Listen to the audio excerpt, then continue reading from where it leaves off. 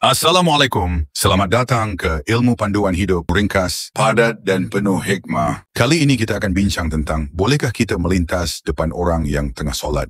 Ramai orang buat benda ni masa solat tanpa sedar. Kadang-kadang sebab sempit, kadang-kadang sebab tak perasan. Tapi dalam hati terus timbul satu persoalan. Aku berdosa ke? Solat dia batal ke? Isu ni nampak kecil, tapi ramai sebenarnya tak jelas hukumnya. Dengar sampai habis, semoga ianya terjawab semua kekeliruan selama ini. Alif batal. Wujud. Astaghfirullahalazim. Kenapa solat dekat lalu orang masuk ni? Jawapan ni bukan pendapat biasa. Ini penjelasan ulama. Yang saya paling takut tuan-tuan, kita lintah depan orang semayang. Nak harakat semayang tak?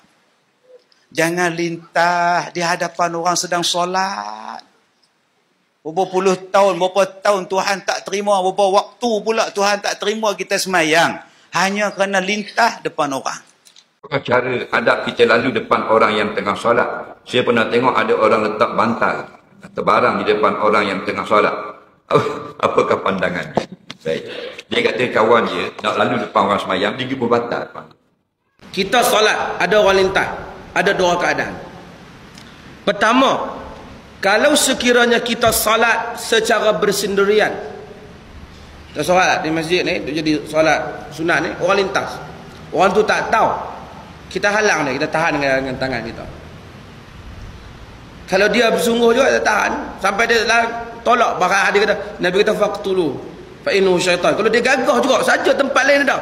Jadi bila dia lintas kita hulurkan tangan, kita larang lah. Dia pun kena faham hukum salat. Kita hulur tangan, dia salam pula kita. Jadi itu satu masalah. Sebab itu kita, kalau sedang semayang, orang lintah, kita boleh tahan. Dia pula tak faham, dia lalu ke bawah. Kita tahan macam tu, dia lalu ke bawah. Dia berhenti pula. Macam tak lepas. Aduh. Tak tahu nak kata apa dah zaman sekarang. Sebab tu kita ada sah ni. Duduk dalam tempat dia nak sujud tu. Nak lalu atas pada dia. Atas pada sah kaki ni. Jangan kawasan dia nak sujud, kita pergi langkah. Takut kita ni, kita belum bersedia untuk hijrah dengan amalan-amalan kita yang tak apa nak betul.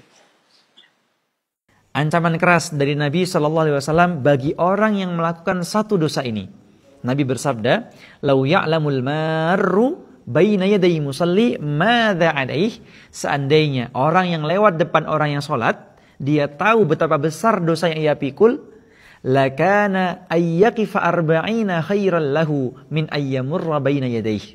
Maka niscaya dia akan berdiri selama 40 tahun lamanya, itu lebih baik daripada dia melewati orang yang sedang melaksanakan solat. Muttafaqun alaih. Ayo Ustaz, haram tau jalan depan orang tengah solat. Yang tadi tu bukanlah jatuh hukum haram, tapi harus. Sebab dia solat depan laluan orang masuk. Sepatutnya carilah tempat yang sesuai, boleh orang nampak. Oh macam tu. Dengar baik-baik. Hukum orang yang solat ada dua. Satu, dia menggunakan sutrah. Yang kedua, dia tidak menggunakan sutrah. Sutrah ini maksudnya hadangan, yang menyebabkan orang haram lalu antara dia dan hadangan tadi. Contoh, sejadah. Siapa yang semayang atas sejadah, maka haram orang litah atas sejadah. Atas pada sejadah tidak haram. Atau dia semayang menghadap dinding. Dia semayang dekat dinding, tak ada sejadah. Dia dengan dinding itu 3 hasta. Haram lalu antara dinding dengan orang yang semayang. Kerana dia sudah ada sutra, penghalang yang Nabi katakan, hendaklah kamu jadikan sutra ketika solat.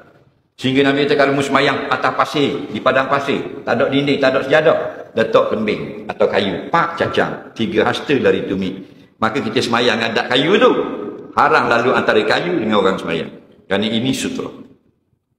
Faham lagi? Tak ada kayu, ambil tangan buat garis dengan tangan. 3 hasta. Maka siapa lalu antara dalam garisan itu haram, atas pada garisan harus. Okey? Jadi kalau kita sudah semayang, kita nak litah orang semayang, boleh ke depan. Depan ni atas pada sejadah dia, atau atas pada aurat lain dalam masjid, atau atas pada tiang. Faham lagi? Itu orang yang sudah ada sutra. Orang yang tak ada sutra tidak termasuk dalam larangan. Ini pandangan sebagian fuqaha. Faham? Dia taklah yang dah buat sutra. Makruh dia tak. Ataupun dia semayang, ada sejadah, tapi depan pintu kan. Orang nak masuk masjid, dia duduk depan pintu semayang. Maka orang yang lintas depan muka dia, tidak harus. Kerana dia menghalang lalu orang. Faham tak? Tapi kalau kita solat kat tempat open macam ni, eloknya kita buat usrah lah kan kat depan kita tu. Buat usrah? Itu bukan usrah, itu sutrah. Alamak. Oh, sutrah. Sutrah ni memang Nabi suruh kita letak dekat depan waktu kita solat. Oh, sutrah ni Ustaz beli kat mana? Ada jual dekat beg kuning? Sutrah ni guna apa-apa barang pun boleh. Contohnya letak kerusi ke, rehal ke, atau bentang je sejadah macam ni pun dah kira sutrah. Satu, kita sendirian. Kedua, jika kita berada dalam saf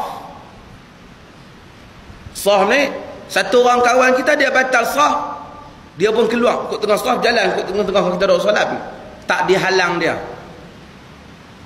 Kerana yang dihalang ketika itu ialah sutrah antara imam dan sutrah saja.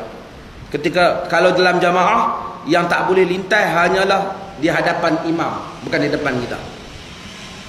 Sebab hadis Ibnu Abbas, dia di solat, Nabi solat di Mina, dia lintas jamaah dalam keadaan menunggang menunggang atan, menunggang kaldai.